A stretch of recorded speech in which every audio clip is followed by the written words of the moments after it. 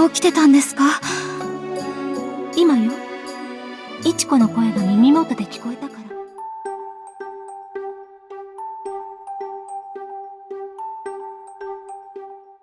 Iwakura Aria arrives from developer Mages as a brand new original project from Nemuru Gogo, and it wastes no time establishing a mood that feels both classic and quietly unsettling. Rendered with an art style reminiscent of Western paintings, this visual novel follows two girls whose lives slowly entangle inside a manner that looks refined on the surface, yet hides something that never quite sits right. The result is a story that favors character momentum over puzzle box twists, using its mysteries to highlight how people love, hurt, and reshape themselves in response to fragile circumstances.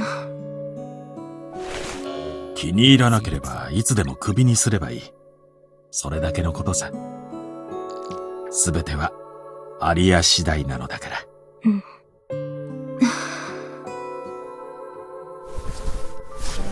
Iwakura Aria introduces Ichiko Kitsugawa, a young orphan whose life has been defined by unfortunate turns. Still underage and newly jobless, she returns home to help during a sale meant to raise money. In that vulnerable moment, she meets a man named Amane Iwakura, who notices her drawings. He praises her work and mentions he is looking to hire a new maid for his mansion, and suggests that she might be a fit. Adults in Ichiko's life have rarely had time or inclination to recognize her skills, so his attention leaves her mesmerized. Now working at the Iwakura Manor, Ichiko meets a girl named Aria, whose features are so delicate that she seems like a doll or a subject from a peculiar striking painting. Their first interactions are awkward and Aria intentionally comes off as cold. Even so, the two inch closer as everyday exchanges soften into trust, and trust hints at intimacy. Yet something about the household feels off. Rooms are too quiet at the wrong moments, and people say the right things with the wrong cadence. The longer Ichiko stays, the more details drift out of place. Her curiosity becomes a quiet undertow, pulling her toward answers that prove stranger than her first instincts could grasp.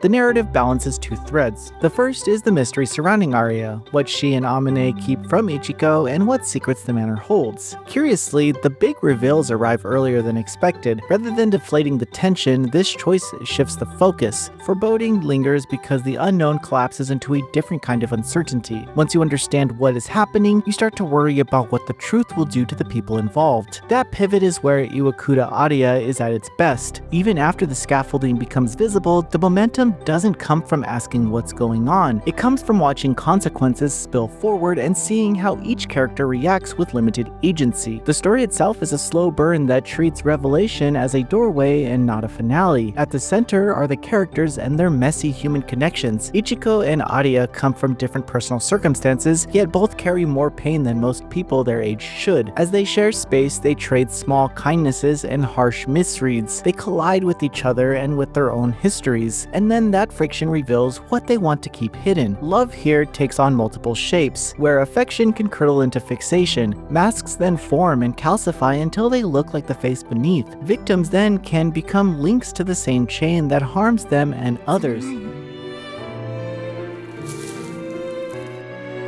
ささやかだけれど歓迎の気持ち。よければ部屋に飾ってちょうだい。バラの花、いいんですか？もちろんよ。嬉しい。ありがとうございます。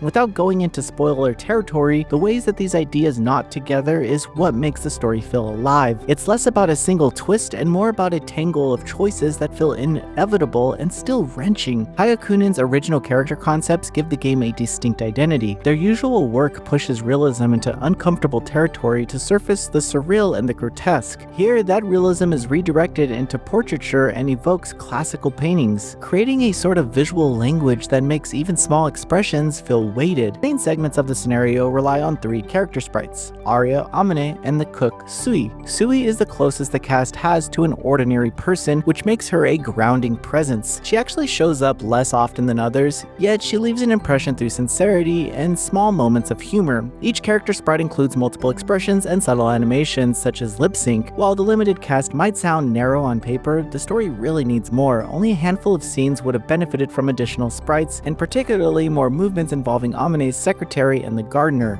Instead of bulking up the sprite roster, the game opts for a more stylish device during dramatic beats. Important scenes appear as mostly black and white cuts presented like stacked manga panels over the screen. These interludes focus on either obscure details or sharp emotional spikes, and the way that they manipulate light and shadow often hides as much as they reveal. That restraint invites the players to lean in, and the inference required makes these moments land with a more nuanced force. Traditional CGs sit alongside these panels and lean into the classic painting concept. The compositions have a sense of brushstroke motion and a rich color approach that sells the scale of key scenes. Meeting Aria for the first time, for instance, takes on that grandiose, slightly unreal quality that the art direction chases across the entire game. Now, between story scenes, the game occasionally lets you explore areas of the manor. These sequences are mostly optional, asking players to visit spaces marked in orange before moving on. Many of these moments feel like missed chances to deepen the narrative. They fill space without always adding texture. A few, however, offer crisp details that quietly enrich your understanding of the setting and its inhabitants. When they land, they add just enough context to tint later scenes in a different shade. Composer Takahashi Abo ties the presentation together with a soundtrack that follows the story's cadence. His work on the Famicom Detective Club remakes and Emio speaks for itself, and that experience shows up here. Quieter pieces like Aria and Sunset settle in as reflective interludes, while tracks such as Escape and Madness, Filled with Love and Hate handle the turns towards tension and panic. The score doesn't actually push itself to the front, it more so waits for the mood to shift, then meets it at the right volume. As expected for this genre, there is a gallery for CGs and music once you unlock them. It's a shame that the black and white panel cuts aren't included here, since they are some of the game's most striking images. The extras menu holds short unlockable stories that open after specific scenes, offering small side glances at the cast and themes. Quality of life features are well covered, auto and skip functions work as expected, and the text log lets you rewind or listen to previously read lines during the playthrough. However, loading a save clears earlier entries in that log, so if you want to revisit a scene from further back, you'll need to jump into an older save. On the positive side, the game autosaves at every decision point, which makes it painless to chart your routes to multiple endings without worrying about manual save habits. The English translation generally reads well. You'll encounter occasional typos, but the larger issues are rare. The script could have benefited from an extra pass to catch the small errors that slip through, but they don't meaningfully undermine the experience. Iwakura Aria understands how to use mystery as a lens rather than a destination. By revealing core answers earlier than expected, it shifts attention to what truths do to people who are not equipped to manage them. That decision gives the story a steady pulse. It also gives the characters room to make choices that feel personal rather than mechanical. The art direction frames those choices with an elegance that is rarely flashy and often effective. The limited cast keeps the focus tight, and the black and white panel cuts introduce a visual rhythm that makes key beats feel intimate and unsettling. There are areas of the game that could have been stretched a little further, such as the optional exploration segments that only occasionally find the depth that they hint at. But even with the caveats, the whole package works.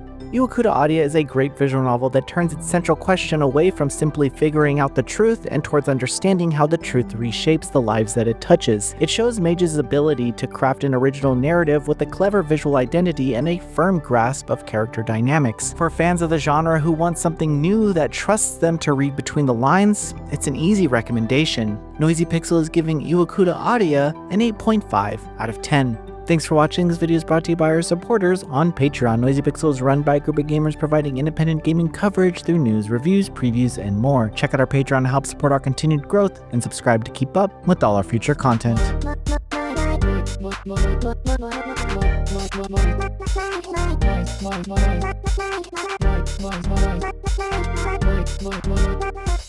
Noisy Pixel.